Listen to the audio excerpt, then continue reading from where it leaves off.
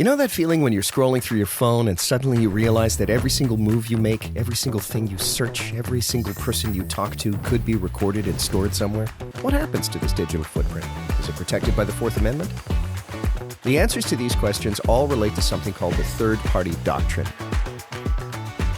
and Katz.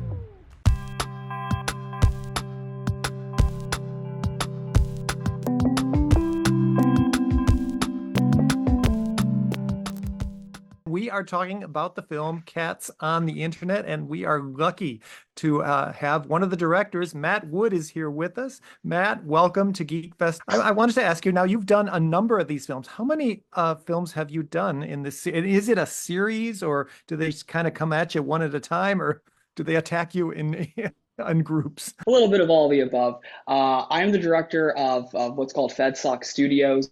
We're part of a nonprofit called the Federal Society, and we're essentially responsible for making documentaries, and we also make a ton of short videos, explainer type videos as well. And the organization itself puts on lots of debate conferences at law schools and whatnot. And so we essentially, our mandate is to take that and to convert it into online new media and make it more interesting. And so with all that background, I have been at FedSoc, which is the short version of the Federalist Society, because who wants to say that every time, for about 8 years. And I think we have somewhere around 40 short documentaries, all ranging between probably 10 and 30 minutes.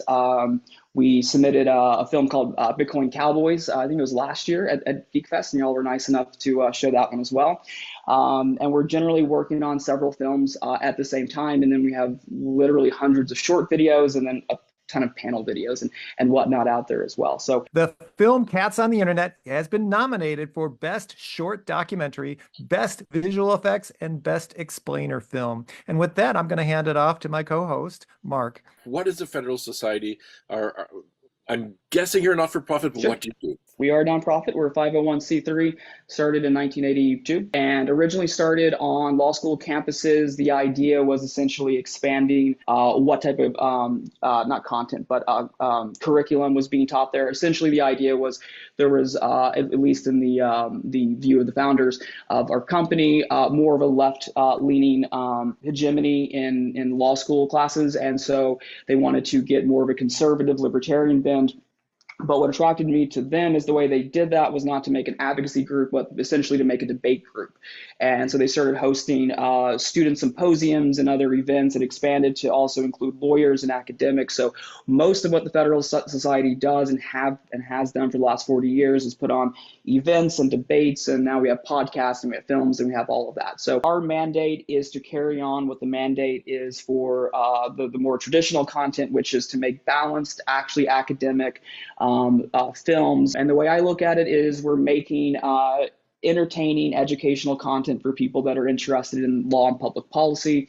Our main audience are students, lawyers and academics, but also what our films program does is it makes it more accessible than the long form debates or panels with law professors. One thing that's interesting is with most of our films, we generally work out with our speakers. They get to review the film before it's out.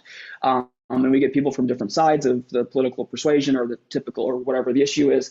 And so that both holds our feet to the fire because we know people are going to be watching this and they're going to have to give their approval.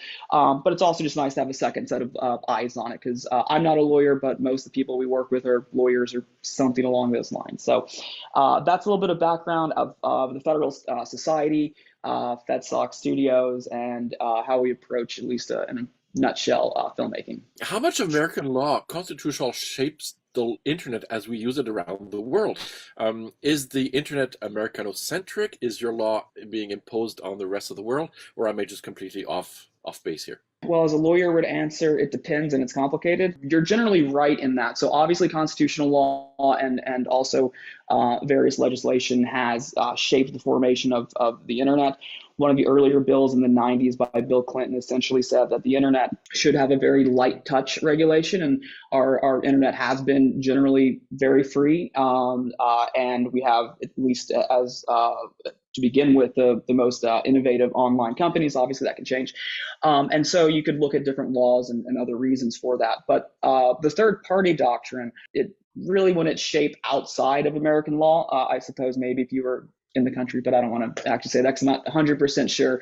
But really, it focuses domestically. How difficult was it to obtain all these interviews with these experts? Were these people kind of standoffish, like we got better things to do than talk to you guys, or were they like all gung ho? We want to talk about this. Most of them were gung ho. Amy Peikoff, who used to be, I think, general counsel, or at least in the legal division of Parler back a while back, and now she's at BitChute, and she used to be a law professor. This is actually kind of one of her big topics. She comes at a fairly libertarian view of this really isn't good. We need to basically get rid of it or something to that effect. And so she was very happy to talk about it. The hardest thing, as I'm sure anyone that does documentaries, is really finding the people, connecting with them. Part of, I think, what actually makes it easier is we can send them previous films and they see, okay, this isn't just a one-sided thing trying to push an agenda. Also, when we generally give our you get to review the film, and if you don't think your sound bites were used correctly, then at the end of the day they can pull them. We've never really had that happen, but I think that builds some assurances that, okay, if I give an interview, I know they're not going to chop it up or mislead things or make this totally biased. So, but as far as finding people, I have to give our producer and line producer and writer, Alexa Seacrest, all the credit. She is just fantastic online, sending the emails, researching, finding people, reading everything, going out and networking. But there was a whole lot of pre-production, a whole lot of development that got these people and finding them, because the process is we might have some ideas of who we might want at the beginning, but it's just with topics like this, it's a lot of background calls just to kind of wrap our heads around what we're doing so we know at least somewhat what we're talking about. What's the next big topic for the FedSoc for you guys? What's the next movie going to be about? We have a bunch going on. There's probably 5 or 6 films currently going on. But the one that I'm very excited about, and we're kind of in the throes of post-production trying to get it finished, is called Jawboned. But what it focuses on is mostly during the pandemic and around the election, various platforms pulling various content. And what we're actually looking at is not whether social media is good or bad, but the government's involvement in talking to social media, and that sometimes led to the pulling of content. I'll send this over to our MC Thomas, and thank you so much, Matt. Once again, I learned a lot more than I did watching 10 years of Law & Order. Matt, when you said you have a quick deadline, quick turnaround, what kind of deadline are we talking about? How long does it take to make a film like this? Katz took longer. We often have a long development phase. We pitch ideas.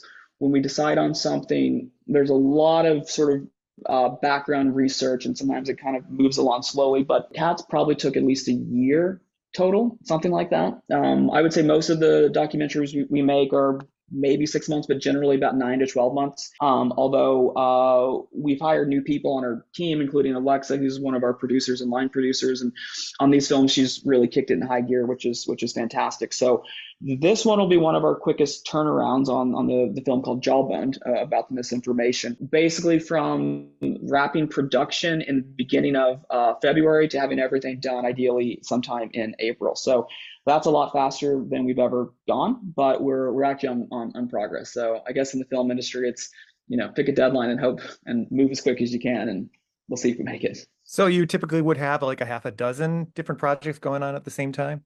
Yeah, as far as actual like short documentary films, we have probably 4 or 5 or 6 going on right now. So it depends. We've gotten better about getting them segmented so they don't all end up at post at the same time. This year, we're looking like we'll have the most consistent release schedule, which is about 1 per month. It's been an 8-9 year progress to get to this point. We always, I think, did great on content, and we've always been pretty good on production value, making that better. But our timelines have been always one of the hardest things, which I imagine isn't totally unique to us. And over the last couple of years, we've really done a good job, I think. And so yeah, we end up with a lot of projects going on. We also have short videos we're working on and other things. So we stay busy, but it's fun stuff. So I can't complain. So the third-party doctrine, as you mentioned it doesn't apply to private companies selling the data. That really wasn't mentioned in the film. It's not. It's something. It's sort of like the First Amendment. It only applies. It's only forbidding the government from doing something. And essentially, what it's distinguishing is whether the government needs a warrant, which is probable cause, or if they can just subpoena the information, which is a much lower bar. The user won't even usually know about it. It's only government focused. Not to say that there isn't a ton of issues to talk about with what is collected. Now, you could certainly make the argument that the more third parties gather your information, it's essentially more information that the government can access. As far as privacy data laws, that's governed by a whole other set of legislation. So it is possible that people could have a situation where the government can't access it, but basically anybody else with a checkbook can. Yeah. Depends on the contract and all that, but none of us really read those terms of service. And so, yeah, it's a tricky situation to navigate, and would be a whole nother dry topic for a film that we would try to make interesting. With this last one, having Katz on the internet, when it's called Katz v. United States, which was the original court case. Very, very short version is someone who was illegally sports betting, went into a phone booth. It's in the 60s. The government placed a tape recorder outside the phone booth. This is how old school we're going. And that was declared, no, that's not right. But then it gets even more complicated as the film shows. So it was like, well, I can't pass up on an opportunity to make a film about cats on the internet. Like that's the holy grail of the internet, or cat videos. I wanted to ask you, what do you find the most fun? You mentioned several different kinds of projects. Are the projects fun when they're visually interesting, when you were interviewing? Are they most fun when you have interesting people to talk to, or are you driven by the subject, the question, or the debate itself? What really makes it the best experience for you? But as far as what I enjoy, I started off doing technical stuff, editing and videography, and so I love cinematography. I love filming, so I was the DP on that film. Same with the next one we're doing. And so I love the technical stuff. I love editing. I love all that. I really appreciate being able to talk to people. So I like the overall process. I love working with my team because they do different things. If I had to pick one thing, it'd be doing post-production. Is just the most fun. I get to play with expensive toys and have fun, and it's the most, in some ways, creative part of it. But it's all fun stuff and keeps me entertained. I've always been interested in politics. So it must feel, I'm just saying, it must feel rewarding to be able to be part of the discussion, to be part of a civil discussion of subjects. And it sounds like all these subjects are really interesting and worthy of what you called a thoughtful second opinion. It's very rewarding. I really do think, besides the information we're bringing, I hope that the film also shows, hey, we can have like Republicans and Democrats or whoever in films, and we can disagree, but we can still learn something from each other. If nothing else, besides educating people on these, and ideally bringing people into the fold of FedSoc, hopefully it sets an example and shows, hey, we can have these hard discussions, and they don't have to be, flame throwing matches. So that's a rewarding part. And again, just getting to make films, and we get a lot of leeway, and especially the creativity. Very rewarding, lots of fun. And I guess the last thing I would say is, since working at the Federal Society, it's been really rewarding to talk to so many people that I would typically disagree with politically, and just all the people I get to talk to, that it's given me a whole lot more appreciation of the other side. Typically, they have something worthy to say, and hopefully we can find some common ground. I like it. It's good stuff. And at the end of the day, if it entertains people and I get to make films, then I can't complain. Do you have any plans to break form? Are you guys ever going to do a longer documentary, or even somehow a narrative or an experimental thing? Do you ever have discussions about that? Definitely trying to figure out a way to pigeonhole a narrative in there. I actually think that's a very cool way to go. We haven't done that yet, but it's sort of in the background work, and how we can convince our president, Gene Meyer, to allow something like that. Wonderful. I'm going to hand it back to our moderator, and thanks for talking. What have you learned about yourself through the making of this film? I would say what I really, let's say, learned about myself on this project. The editor that we used really was all throughout creative genius. He was just great, went above and beyond. I think part of it is letting go of your own, very specific vision, and allowing the team to do that, and allowing other people to do that, and giving enough, let's say, confidence in it to say, okay, let's see this out. The way I look at it is, everyone on my team, when we're having calls, whether it's an assistant or an associate producer, or everyone is equal as far as input and whatnot. And I think that just provides better quality stuff, because it's creative, and sometimes it's just one crazy idea that kind of puts it all together. So I ended up, after working on this film, buying 2 cats. Or adopting 2 cats. So now I have 2 cats, And at some point I was like, why do I want cats? And I was like, oh, I think it's because I've been working on this movie for like a year. I learned that I'm a cat person. I'm not a cat.